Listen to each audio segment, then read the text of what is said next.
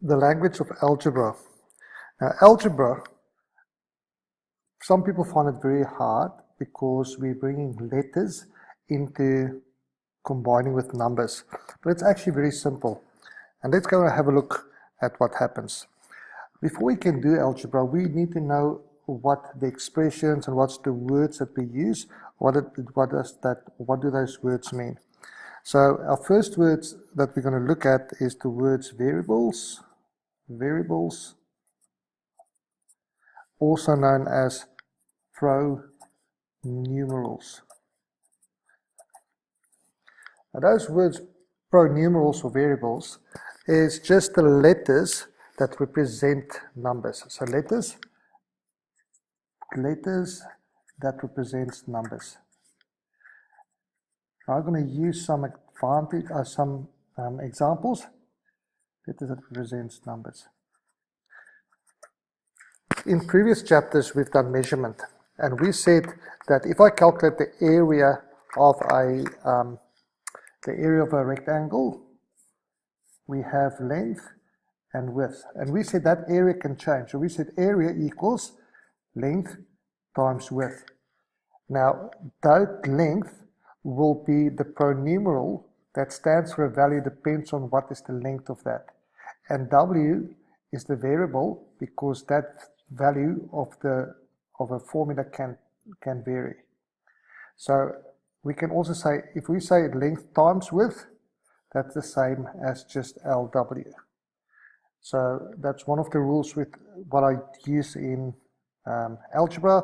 If I can leave out the multiplication, I can also leave out the division sign. For example, if we say velocity is the distance over the time, it actually means velocity equals distance divided by time, which we can just write as that. So you can take the division sign out and write it as S over T. So that's some of the things that we can do when we are using variables or pronumerals. It's the letters that represents numbers.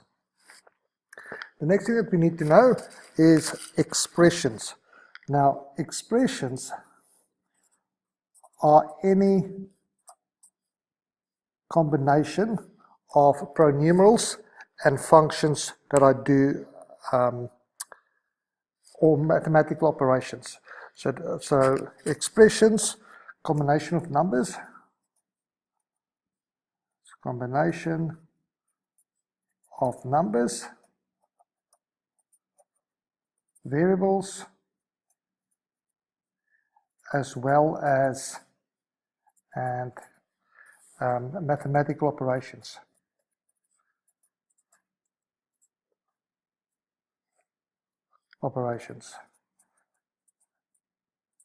Right, so it's just a statement. So it's any algebraic or mathematical statement.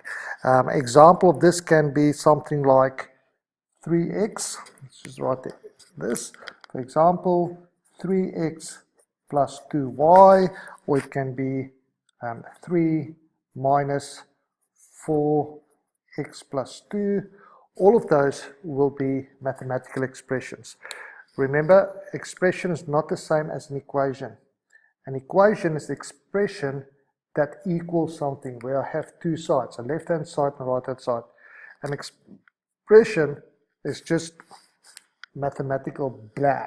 Okay, so there's just 3x plus 2y, or 3 minus 4x plus 2, whatever it is, that is the expression. It's a combination of numbers and variables. What we also get in with this are terms. So terms are separated by plus or negative. Separated by plus or negative signs. So not signs, positive addition or subtraction. So in this case, we'll have 3x plus 2y, so there will be one term and that will be another term. 3 minus this whole thing, so this will be one term and that will be another term. This becomes a little bit harder. As it is, there's one term, two terms. Within this term here, there's two terms inside, but there's 1, 2 terms in that expression. We'll look for some more examples later on. They can contain division and subtraction. It's how many different terms are there. The next thing that we're looking at is coefficient. A coefficient is the coefficient. Okay, a coefficient is the number and the sign in front of a variable or a pronumeral. Okay, so the coefficient is the number and the sign in front of a variable or a pronumeral. Okay, so if we have an example, if I say minus 3x, then the variable or the coefficient will be negative 3. If I say y over 2, remember the y over 2, this is the same as y multiplied by a half, and that half can also be in front of y, so the coefficient of that will be a half. If I just have, let's say, m minus n, the coefficient of m is that if there's nothing there, it means there's a 1, right? So there's a 1, so the coefficient of m will be 1. The coefficient of n, it's minus 1n, so the coefficient there will be negative 1. Other things that you should know by now is that a constant term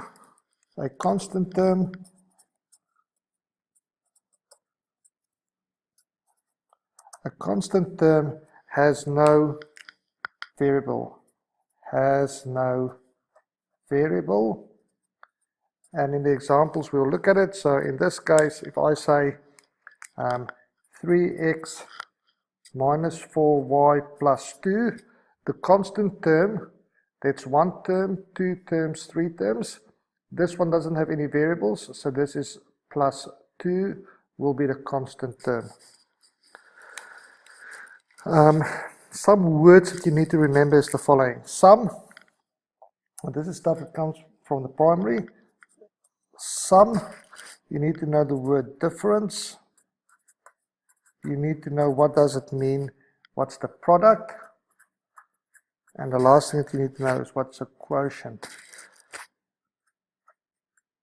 Don't confuse quotient with quotient.